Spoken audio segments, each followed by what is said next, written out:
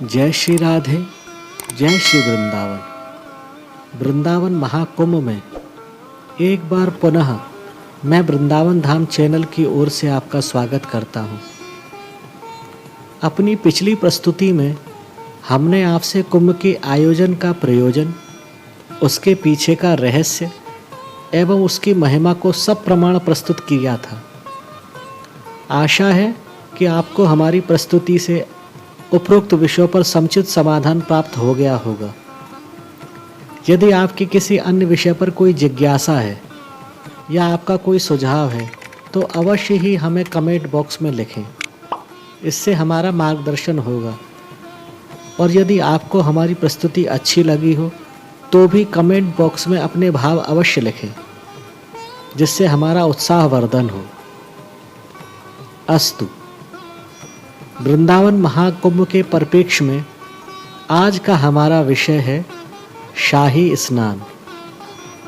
जैसा कि अपनी पूर्व वीडियो में हमने बताया कि वृंदावन में आयोजित महाकुंभ, जो कि माघ शुक्ल पंचमी अर्थात बसंत पंचमी 16 फरवरी से फाल्गुन शुक्ल एकादशी रंग भरनी एकादशी अर्थात 25 मार्च तक संचालित है, में 4 शाही स्नान भिन्न भिन्न उपस्थित मुहूर्तों पर आयोजित होंगे। प्रथम शाही स्नान 27 फरवरी माघ शुक्ल पूर्णिमा को, द्वितीय शाही स्नान 9 मार्च फाल्गुन कृष्ण एकादशी को, तृतीय शाही स्नान 13 मार्च फाल्गुन कृष्ण अमावस्या और चतुर्थ शाही स्नान 25 मार्च फाल्गुन शुक्ल एकादशी को होगा।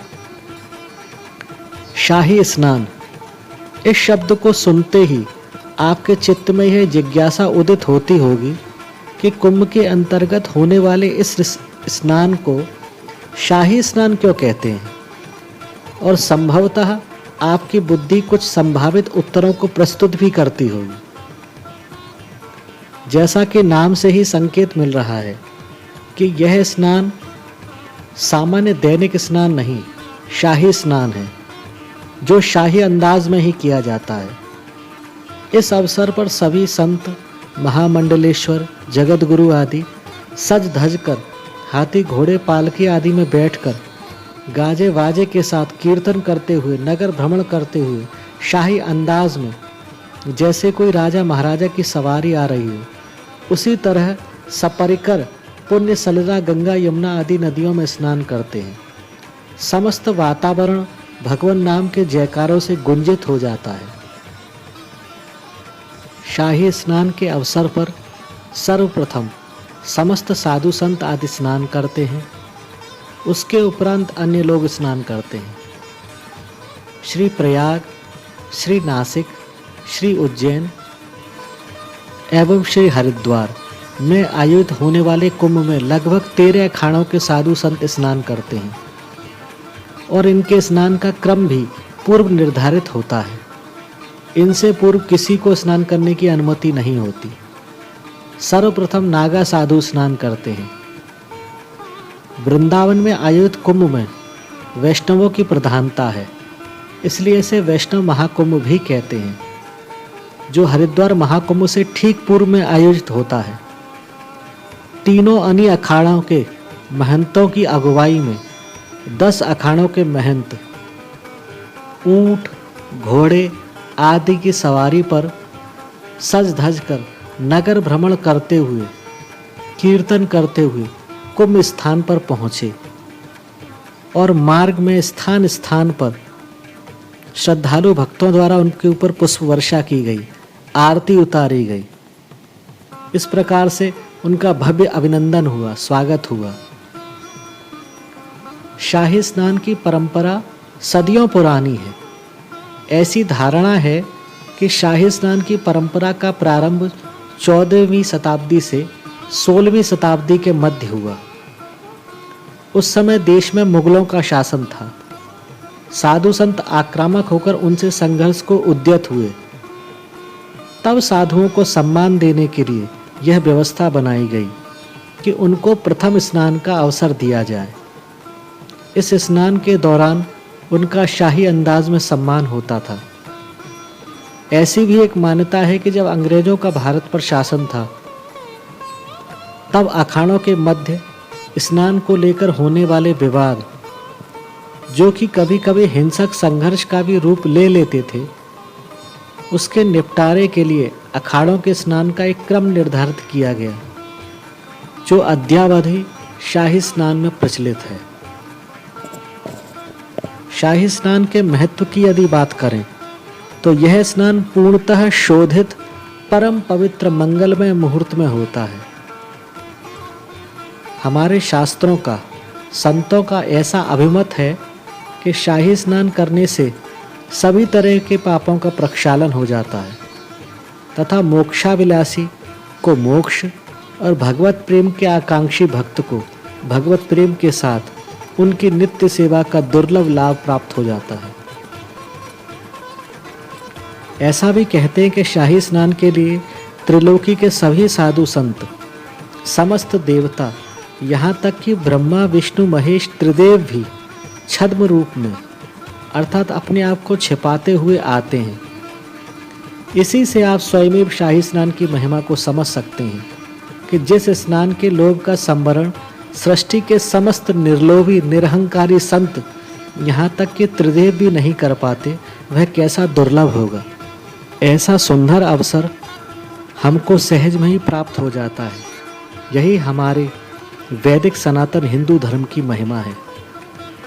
किसी भी पुण्य नदी, गंगा यमुना आदि में स्नान की विधि है।